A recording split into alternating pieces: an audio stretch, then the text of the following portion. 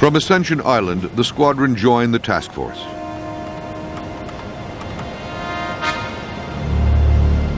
And its men started training with the helicopter squadron in order to support the Special Forces units.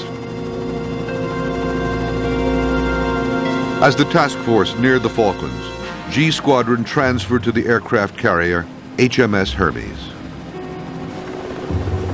From there, Sea King helicopters inserted 8 SAS and 2 SBS reconnaissance teams onto both the main Falkland Islands.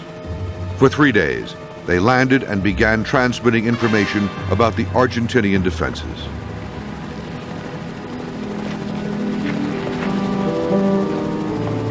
Just 1 month after the Argentine invasion, the campaign to retake the Falklands was about to begin.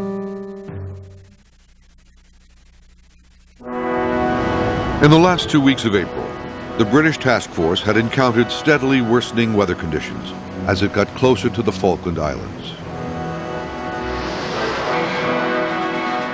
Meanwhile, the U.S. Secretary of State, Alexander Haig, conducted an exhausting round of shuttle diplomacy between London and Buenos Aires in an attempt to prevent open conflict.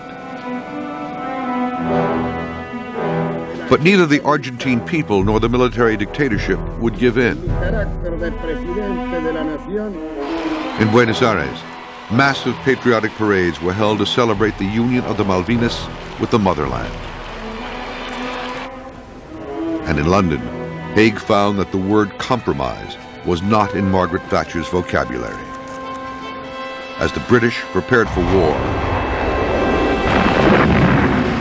the United States was forced to make a choice between its closest ally in Europe and a major South American partner.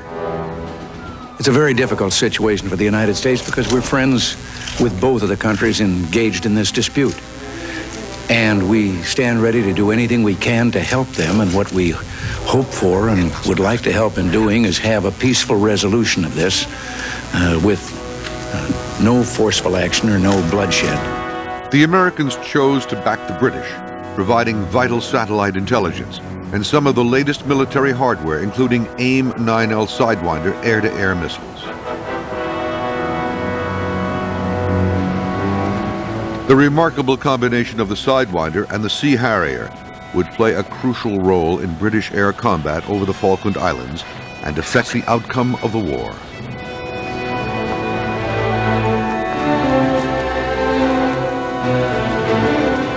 The American Elite Special Forces Unit, Delta Force, provided its SAS counterpart with state-of-the-art communications equipment and Stinger anti-aircraft missiles never before used in combat.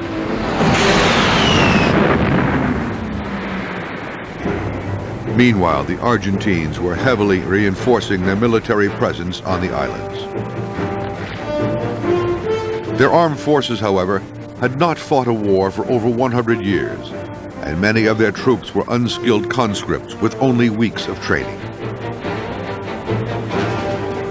In comparison, soldiers of the British Army had fought and died every single year for the last 100 years, except one.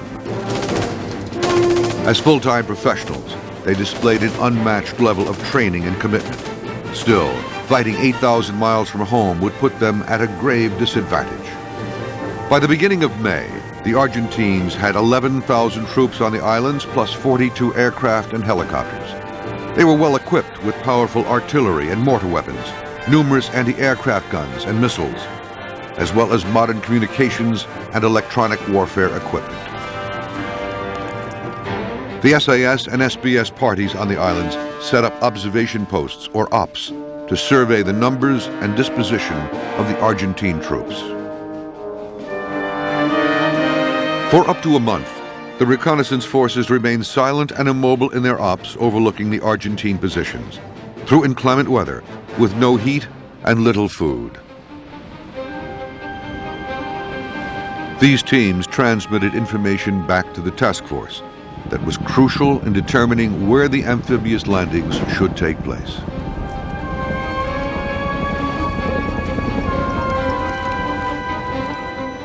Meanwhile, the first Royal Navy and Royal Air Force airstrikes against the airport at Stanley were already underway.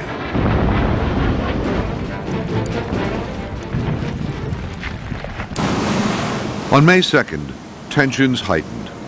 The nuclear hunter-killer submarine HMS Conqueror detected the Argentine cruiser General Belgrano and her escorts just outside the British-imposed 200-mile total exclusion zone. Though the Argentines were just shy of violating the zone, the British War Cabinet decided their weapons were a potential threat to the task force. The General Belgrano was attacked with torpedoes and sunk. 321 men lost their lives. The war had begun. With the carriers of the task force now only 250 miles northeast of the Falklands, the Argentines soon exacted their revenge. On May 4th, a pair of French-built Súper Étendard fighter bombers took off from mainland Argentina. They were armed with the French Aerospatiale Exocet sea-skimming missile. Flying below radar detection height, the aircraft approached the task force at high speed. At a distance of 30 miles, they appeared